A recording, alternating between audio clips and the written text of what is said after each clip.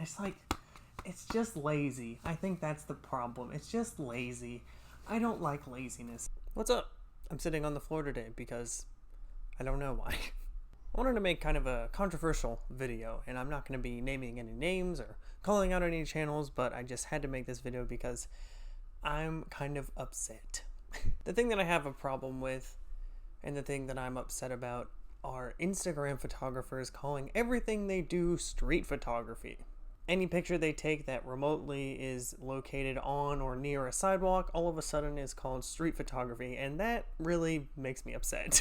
It really makes me mad because none of these photos are street photography. So in today's video, I'm going to talk about what actual street photography is. And yes, I mean actual street photography. I'm going to show you examples of my old photography and my newer, more experienced photography, and show you how you can possibly avoid being these types of Instagram douchebags. I feel like douchebags was a too harsh of a word there. For this one, I wrote paper notes today because analog. So good and bad street photography. First, I want to talk about the difference between photography and just taking snapshots. Now, I first came across this term when I was first getting into photography, snapshots. And what snapshots are just any type of run-of-the-mill photo you could take with a good camera, a cell phone. It doesn't really matter what it's taken on. It's just a picture that literally anyone could take, and there was no thought put into it. There's no story. There's no anything. It's just a snapshot. Whereas with photography, and in street photography, the actual street photography I'm talking about, you learn things from the character based on their environment or what they're near or who they're surrounded by. There's a lot more substance to the image. It's not just like, hey, here's a picture of a person. If you just take a picture of a person that's walking in a crosswalk or on a sidewalk, that's not really street photography. That's just a picture of someone walking across a sidewalk. Does that make sense? So just the standard, bog standard, like person with their back to the camera, or the person that just looked up from their phone and looking right down the lens. That to me is a snapshot. That's not street photography. That's just a snapshot of somebody out on the street. We as photographers can use tools such as aperture, shutter speed, composition, all those types of tools in order to coax out a type of story that we want to see. We're able to pull a story out of a scene in a moment in time to either tell us something more about the character or the environment or what's going on with both of them.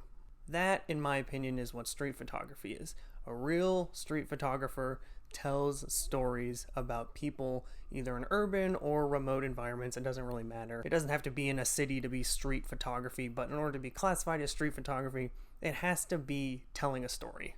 Now, like I said, I'm not just going to sit here and talk the whole time. I want to show you examples. So these examples are my own photographs. I'm not going to be bringing anybody else into this or calling anybody else. That's not what the point of this video is. The point eventually will be to learn and to grow, because that's what I want to do with photography. I want to push people to learn. This first image is a black and white image shot on film, 35mm film, of course. And it's a picture of somebody with their back to the camera looking down the street waiting to cross the road. Technically speaking, there is nothing wrong with this photo. The subject is sharp, there's a nice depth of field, and he's looking off to somewhere, but there isn't really any extra information about the subject that I couldn't have gotten by just standing there behind him. What I would have liked to see with this image, if I could have maybe wrapped around him and see what he was looking down at. Maybe it was something interesting. Maybe it was a car accident, or, you know, some other person walking towards him. Something else to tell a story, not just the person standing there. Whereas with this photo of the abandoned train, there's a lot more substance to look at. The very first thing is, oh, there's a big abandoned train, but then you kind of realize it looks like it's in a car salvage yard, but it's also like surrounded by trees, and it kind of looks like a forest. And so you kind of have to take a second and look at it and realize, oh, there's an abandoned train, which looks cool, but why is it in a scrapyard? Why is it with a bunch of cars that are destroyed? Why is it amongst trees in a wooded area? There's more to the photo than just, there's a train. So often I see Instagram photos that are just storyless, soulless images that have no substance to them whatsoever. I'm not saying I'm the best photographer ever. I started as a beginner just like everybody else. And I want to say that I'm not targeting beginners with this video. This is not about gatekeeping people from street photography. Not at all. I was a beginner when I took the photo of the man with his back to me looking down the street. And at first I was really proud of that image because I was in the beginning stages of learning street photography. But later down the road, I realized that this is kind of just a meh image. And I don't even call beginner images in street photography bad, because they're not bad if they're learning. That's not a bad image. That's just someone that's learning. But so often I see people on Instagram just firing off a million frames to get this 1 second of an image that everybody has seen before a million times and calling it street photography. And it really isn't street photography, and that's really freaking annoying. It just waters down and dilutes what actual street photography is. And what I mean by actual street photography, I'm not just going to explain to you, I'm going to show you from my favorite photographer ever, Vivian Maier. When I'm looking at these photos, what makes it so much better is I like to ask myself, why? Why was this photo taken? There's has to be a reason that Vivian or other photographers took this photo. It's like a treasure hunt that you're looking through images to find the meaning. This girl underneath the grate or in some type of cement area is so great. Great, because it's so powerful, the shadow across her face and the rebar and the broken up concrete. But it's also like, what is she in? How did she get in there? Why is she in there? Why is this exposed concrete tube laying in the middle of the street? These are questions that the photo brings up that a normal picture just wouldn't give you.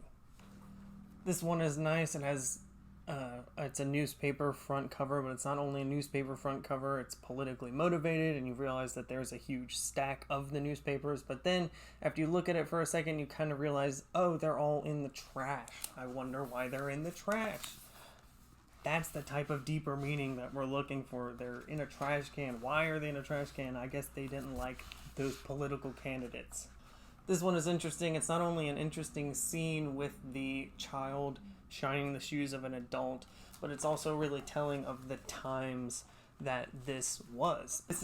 This is where and when the reflection trend of every Instagram photo ever was started in the 60s with great photographers like Vivian Maier. All creative work is derivative, but people lose sight of where and when they're actually deriving from. I love this book. I could look at it all day. I have looked at it. I've looked over it many, many, many times because I love every photo in that book. It's so powerful. With people shooting like a million frames, firing off 60 pictures to capture a second of somebody looking down the lens up from their phone, or the back of somebody, like the image of mine that I even showed you. Those images are so bad to look at. It's just, there's nothing there. It's just, oh, a person on their phone. Like literally every other person in society today. Great. You're not showing me anything exciting. You're just showing me another person on the street that's looking at their phone. Who cares? A good example written down here. What people are calling street photography on Instagram is like coach's kid on a baseball team. The coach's kid doesn't really want to be there. He doesn't want to play, but he shows up every game or every once in a while so that he can be put in as pitcher and then go tell his friends that he plays pitcher for the baseball team. It's kind of like that sort of vibe. Like just kind of, In the end, this video isn't going to do anything. This video isn't going to single-handedly stop every wannabe street photographer from posting the exact same photo. I don't want to see the same, brunette female looking up for her phone and making eye contact with the lens for 0.2 seconds, and that's street photography. Let's slap a teal and orange grade on top of it and post it to Instagram. That'll go viral for sure. It's just lazy. I think that's the problem. It's just lazy. I don't like laziness, so just try a little harder. Maybe practice. I go out and shoot once a week, every week. Instead of taking pictures of the guy's back, walk around front and ask him if you can take a portrait of him, a picture of his face. I've done that so many times, and those are some of my favorite photos. Just random strangers. Just go ask them for a portrait. What are they doing? They're gonna say no? Okay, go ask somebody else. So just go out and practice, and you'll do great. And I believe in you. But just give it a shot. Try not to take every cliche photo ever, and just give it a shot. That's all I have for you. I'm going to close my notes. That's all I have. I hope you enjoyed this video. If you agree or disagree, let me know down in the comments. I'm interested to see what other photographers weigh in and what they think. So let me know down below. I will see you in the next one. Take it easy. Keep shooting.